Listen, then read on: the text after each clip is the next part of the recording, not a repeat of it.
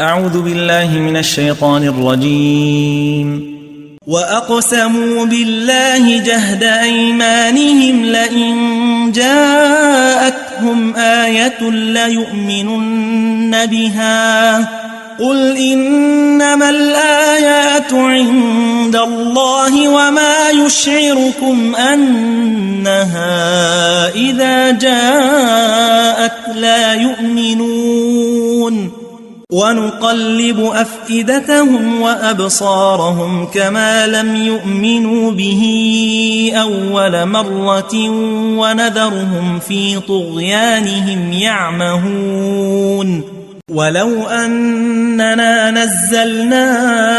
إليهم الملائكة وكلمهم الموتى وحشرنا عليهم كل شيء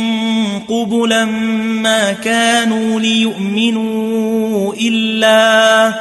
ما كانوا ليؤمنوا إلا أن يشاء الله ولكن أكثرهم يجهلون وكذلك جعلنا لكل نبي عدوا شياطين الإنس والجن يوحي بعضهم إلى بعض زخرف القول غرورا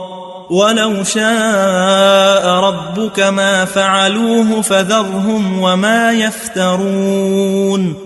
ولتصغى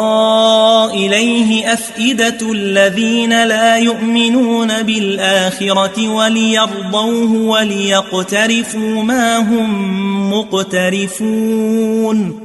أفغير الله أبتغي حكما وهو الذي أنزل إليكم الكتاب مفصلا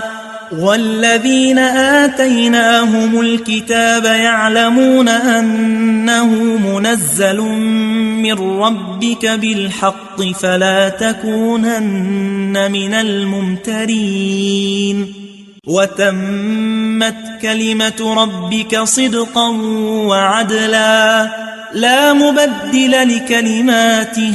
وهو السميع العليم